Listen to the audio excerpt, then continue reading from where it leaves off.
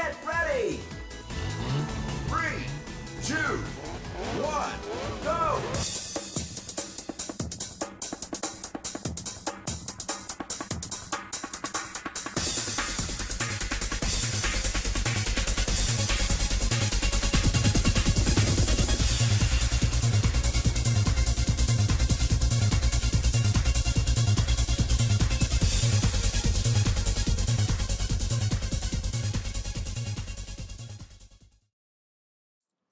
Hey guys, what is up? Darius Dangers here, bringing you another video. And today I wanted to touch upon this madness that I saw unleashed last night about this Tomb Raider Definitive Edition for the Xbox One and the PS4. I was planning on making a video yesterday, but I was having way too much fun watching Hunter x Hunter and was quite tired. So I'll get into this today. But basically, it seems to be the case that the current builds of Tomb Raider the Definitive Edition for the Xbox One and PS4, the PS4 is running closer to 60 frames a second, unlocked variable frame rate. It's running a little bit closer to 60 frames per second, while the Xbox One version is running closer to 30 FPS. Always, also with an unlocked variable frame rate, which I'm definitely going to touch upon in a second myself, because I have my own opinions about variable frame rates, and yeah, I'll get into that in a second. So, yeah, this pretty much just came straight from the mouth of a NeoGAF mod, Eat Children. Found that out last night in a thread, and it seems that all the latest builds that people have had chances to play, the PS4 version is readily apparent that it's closer to 60 frames. It does not hold a locked 60 frames. It does not hold a locked 60 frames. That frame rate is unlocked, and it seems to be hanging pretty close to 60 frames, which honestly I have to say, because before I just assumed that both consoles, we got confirmation that I guess wasn't true confirmation that these games were locked at 30 frames per second, both the Xbox One and the PS4, and yeah, I honestly was, even back then, I kind of was a little bit curious if the Xbox One and PS4 were running Tomb Raider Definitive Edition at the same resolution and at the same frame rate. I was a little bit confused. I was like, okay, so did they just not take advantage of the power of the PS4? Did they have to cut down maybe a few more features or settings down on the Xbox One version that aren't maybe readily apparent yet? But no, this is the first case of something that actually in one of my videos, and I think I'm going to put a caption here or a link to it. One of my videos, I predicted this. I said this shit was going to fucking happen. And I just kind of find it hilarious that finally this game of all games is the first game that's going to be showing this. There is a hardware gap between the PS4 and the Xbox One. There is nothing that the Xbox One, no optimizations, nothing that is going to make up for that performance gap. This generation is not like the last generation. These consoles, while these consoles are extremely similar, same architecture, basically, same CPU with the PS4 CPU clock just a little bit higher. No, there is just a straight up performance gap between these machines, and we're going to be seeing differences between multiplats that are going to make last gen's differences between multiplats look hilarious in comparison, petty in comparison. I mean, we were complaining about minor minor resolution differences in games that were sub HD in general, like the Call of Duty games. All those games were sub HD. I know that there was one, I believe maybe the original Black Ops ran at 960 by 540. I'm pretty damn sure that's the resolution of the Vita. That was running natively at 960 by 540 on fucking PS3. That was the type of, we were getting like 1024 by 600 or something like on the Xbox 360 and 960 by 540 for the PS3. Both sub HD, both blurry mess, but yeah, this new console generation is gonna make the differences received from the last console generation look like a fucking joke in comparison, look trivial in comparison. And this game is just the first. Resolution was not the only difference between these machines. And when you got these machines running at the same resolution, the PS4 is always going to be on top. There's with the hardware that is inside these boxes, and this is even I was starting to fall into the that narrative saying that developers might develop for the the lowest common denominator, the lowest target hardware, which in this case would be the Xbox One.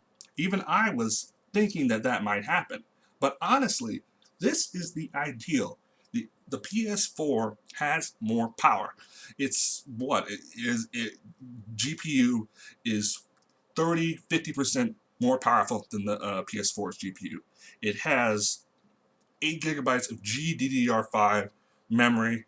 It's all there. A nice single pool of memory. No having to filter shit through the fucking SRAM. The SRAM that they use in the Xbox One to try and make up for some of the deficiencies of the DDR3 that they put in there. Actually, quite quick DDR3, faster than the DDR3 in my fucking PC right now. Like that stuff's like 2200 megahertz or something. But yeah, that 32 megs of SRAM, there's your bottleneck. That's something that people with the Xbox One are going to have to learn to deal with, and that is just going to really limit Xbox One games going forward. You're always going to have deal with that 32 megs of SRAM, and you're always going to have, and people and developers with Xbox One are going to have to fucking figure out how to shuffle all this memory all over the place in order to make the game run, make their games run as smooth as possible. Honestly, I'm kind of impressed that Crystal Dynamics was able to get this port running at 1080p on Xbox One. It's nice to see some more native 1080p games coming out for the Xbox One, even if it is in essence a last gen port. But the PS4 running a version of Tomb Raider that could be seen as equivalent to a mixture of high and some ultra settings for the PC version. I own the PC version, and that is a very demanding game when you turn on TressFX with my 670 and 980X CPU. I can't hold, I don't even come close to steady 60 frames per second in Tomb Raider. Not with TressFX on. And not, I don't even come remotely close to 60 frames per second in some of the areas of that game. That's why I'm kind of interested to see what type of frame rate is the PS4 version, for instance, going to hold at, Shantytown. Like Shantytown, I max everything out at 1080p, turn on TressFX. I'm getting average like 40 frames in fucking Shantytown.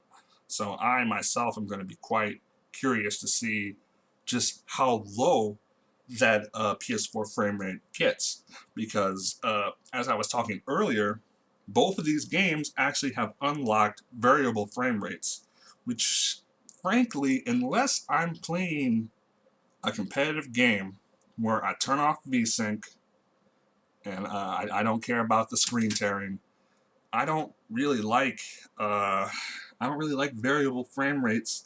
I prefer the frame rate to it's preferable to have a frame rate over 60 so that your drops don't go below 60. That's preferable. But 60 FPS with drops, it really depends on what these drops are and how severe they are. Because honestly, I encountered this with Crysis 3. I played Crysis 3, I maxed out the game, and I eventually went around to locking the frame rate at 30 FPS. Even though I was capable of having a frame rate that would go beyond 30 frames, go into the 40s, but it would just go right back down to 30. And the frame rate being that inconsistent, jumping all over the place from 30 to 40, from 30 to 40, from 30 to 40, maybe sometimes 50 in some areas. I just found that judder just fucking irritating to look at. A smooth, I mean, a 30 frames locked felt smoother than 30 than a frame rate that goes from like 30 that has a range of 30 to like 45. That's why with the Xbox One version, I'm more concerned about. If the PS4, which honestly is kind of really impressive on this $400 piece of hardware, running this new FX 2.0 must be much better optimized than the old one. And this is AMD tech. TressFX, while not proprietary, runs better on AMD hardware. So I guess I'm not totally surprised that this thing is able to get up to upwards of 60 frames a second on PS4, especially if it was getting 30 frames on Xbox One. As a matter of fact, that's why this this controversy going on in the gaming sphere on NeoGAF and Reddit is kind of hilarious to me. Xbox One owners, you bought the weaker machine. You have to accept that, really. At some point, you have to accept that you bought the weaker piece of hardware and that you prefer the Xbox brand for whatever reason, whether you prefer the ecosystem, the network interface and all that stuff, Xbox Live, you like all that stuff, you want to keep playing with your Xbox Live friends, those are good reasons. Maybe you fucking like Kinect. I don't give a shit about Kinect, but maybe you like Kinect. Or maybe you want these exclusives. You wanted your Killer Instinct. You wanted your Dead Rising 3. You maybe wanted to try out Rise. You maybe are interested in Quantum Break. Those are good reasons to get the Xbox One. But we all told you, and you all knew that you purchased the weaker piece of hardware. We warned you. I warned fucking people. I said on my channel, you can go back and look at my videos, and I have a video where I said Xbox One games you're going to have some games that are going to be running at 1080p on one box, 900p, 720p on the other box, 1080p 30 frames on one box, 1080p 60 frames on the other box.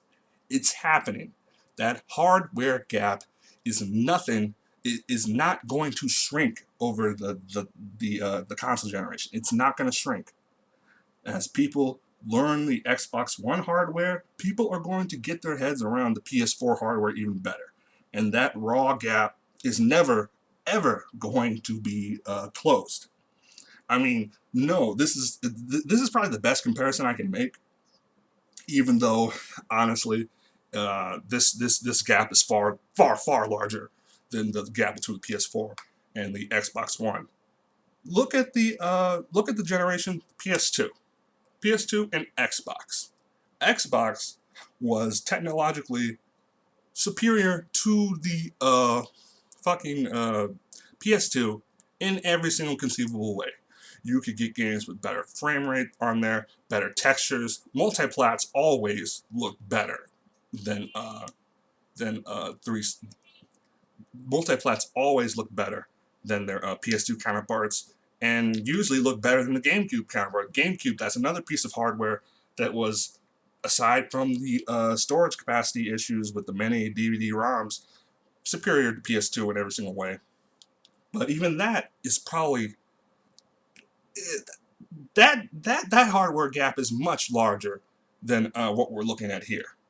But I just find it hilarious that people are surprised that this is happening. People didn't think that this was going to happen. Of course this was going to happen. There is a hardware gap, a performance gap. That gap will never be closed. That gap will never narrow, because as people make games on the Xbox One, they're going to make gains with the PS4. It's a superior piece of hardware, people. That's just all there is to it. It's not that big a deal. Honestly, I would much prefer if the Xbox One version was unlocked, had that frame rate locked, solid, 30 frames per second. It would be all the better for it because I don't really like inconsistent frame rates that much. I don't think 30, it rises into 40, 45-ish frames. That doesn't sound like that's going to feel all that great to me. But the PS4, I guess it can get away with this a little bit more. It depends. If this thing is hit 60 but drops to 30 in some areas, honestly, no, that'll feel kind of like garbage too. And maybe then they should have fucking locked that shit at 30 frames a second too. But if it holds above 50, close to 60 most of the time, yeah, that's going to end up being the superior version. And the Xbox One version, they probably should have just locked that shit down. But yeah, I gotta say, although when I think about it, it kind of makes sense. New version of Tresfax, AMD hardware in the consoles, it kind of makes sense that the PS4 would be capable of running at 60 if the Xbox One is running at 30. I just assumed that both versions were going to be running at 30 though. But yeah, just find all the madness coming out of the NeoGAF and the Reddit forums of Xbox. The Xbox One subreddit is quite hilarious to try and see people, you know, rationalize things in their head about just thinking that something like this is unacceptable. It's not unacceptable. You bought the weaker piece of hardware. You bought the weaker piece of hardware. If you cared about this type of shit, you should have bought a PS4. You should have bought a PS4. But honestly, a lot of people aren't going to give a shit about this at all. We went through a whole generation of 30 frames per second gaming. Hell, 30 frames with drops. Hell, The Last of Us was my game of the year 2013, and that game didn't even hold a steady 30 frames. So, I don't know. It makes the PS4 version just undoubtedly superior, though. Higher frame rate means more responsive controls. More responsive controls just means better gameplay. So, I don't know. What are your thoughts, guys? Do you care about this? Or are you surprised about this frame rate differential? Leave me your thoughts, your comments. Like, subscribe if you care to. Darius Dangers, sign out. Have a good day, man. Have a good day, people.